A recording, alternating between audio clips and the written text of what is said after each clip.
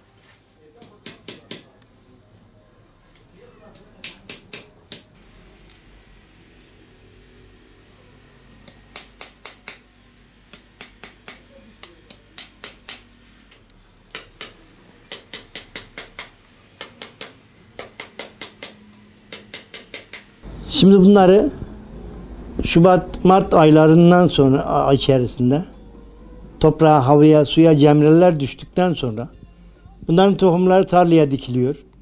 Tarlada yetişen kabaklarımız 10. 11. aya kadar tarlada mevcut halde bulunuyor. Onu sürekli gidip gelip kontrol ediyoruz. Kabakların hasılat zamanı geldiğinde biz bunları tekrar tarladan topluyoruz. Eve getiriyoruz. Yetişmiş olanların bir kısımlarının dış kabuklarını kavlatıyoruz. Onların temizliğini yapıyoruz. Gene kurumaya bırakıyoruz. Kurumaya bırakılan kabaklar 2-3 ay gene böyle devam ediyor. Arkasından içini boşaltıyoruz. Temizliğini yapıyoruz. Temizliği yapılan kabaklar tekrar müşteri isteğine göre veya bizi kendi istediklerimize göre herhangi bir şey kullanmadan, kalıp biz kullanmıyoruz. Normal doğadan kabak ne gerekiyorsa onun üstüne motiflerini belirliyoruz. Kabakları işliyoruz. İçinin ışıklarını bağlıyoruz. İşte müşteriye o şekilde hizmet sunuyoruz yani. Ben emekliyim ama daha önce bunu ben hobi olarak yapıyorduk. Fakat emekli olduktan sonra artık mesela ben emekli olalım 10 yılı geçti. O zaman da şimdi profesyonel olarak kendi bizim ekmek kapımız. Hem zevkle yapıyorum. Gerçekten yani şey değil. Bunu ben zevkten severek yapıyorum. Çünkü pisliği çok, işi çok, eziyeti çok, her türlü şey var ama ben severek işimi yaptığım için hiçbir zoruma gitmiyor. Müşteri gelip bir şey istiyor veya ben kendim bir kabak hazırlıyorum. Gerçek bu. Böyle onu yapana kadar bir sürü eziyet çekiyorsun, yoruluyorsun.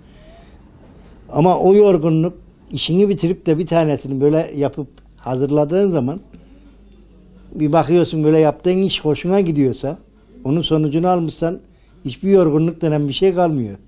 Yani oradan öyle bir haz, zevk alıyorsun ki o bütün yorgunluğun gidiyor yani. Biz hazırladığımız eşyaları gerek müşterinin isteğine göre, gerek üstüne ayet yazılıyor, gerek isimler yazılıyor, gerek motifler belirleniyor. Müşteri de belirleyebiliyor, biz de belirliyoruz.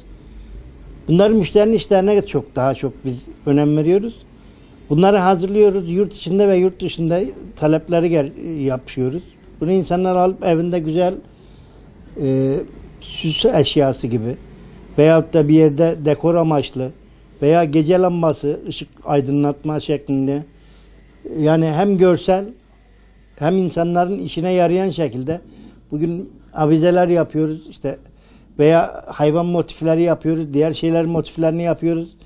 Hiçbir şeyini biz atmadan bunları işe yani geriye dönüşüm gibi biz bunları hiç işe yaramayan bir kaba vatandaşın hizmetine sunuyor. Onları bir şey yapık yani adam edik.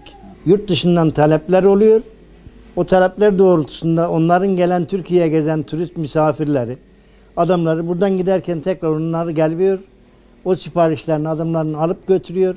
Mesela Amerika'ya gönderiyoruz, Almanya'ya gönderiyoruz, Ukrayna'ya gönderiyoruz. Çok çeşitli ülkeler, Arabistan, Arap ülkelerine gidiyor. Yani onların taleplerini biz gönderme imkanımız olmadığı için gelen misafirlerimiz, onların arkadaşları ve diğer işte ulaşım şeyleriyle ancak öyle gönderebiliyoruz. Onlar üzerinden gönderiyor. Evet. Biz kabağı tek tek hazırlama imkanımız çok zor. Yani bir kabak olarak çalışma imkanımız zor çünkü 15 kabağı da yaptığımız aynı işlemler, bir kabağı da aynı işlemleri yaptığın için 15 kabağı yapmak bir kabağı yapmaktan daha kolay diyebilirim. Çünkü bir çıkmaya 15 birden çıkıyor. Tek tek çıktığında şey olmuyor. Yani ona uğraşmak eziyetli oluyor. Ama o 10-15 kabağı yaptığın zaman daha zevkli ve daha yani çeşit motifler çıkıyor ortaya. Hepsini birden yapıyoruz. Çok şükür. Belli bir gelirim var ama bu da tabii ki bizim beklentimiz içinde. Ben emeğimin karşılığını alırsam ve de alıyorum çok şükür. Yaptığım işten zevk alıyorum ve çoluk çocuğumun rızkını temin ediyorum.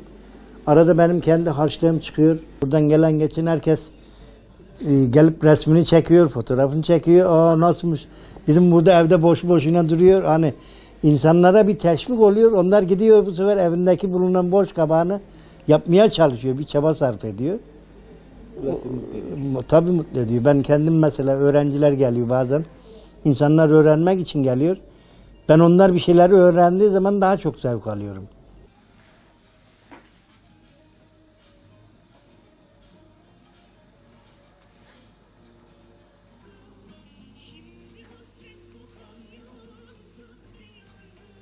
Onu böyle yasak edecek, orada onu yaptırmayacak.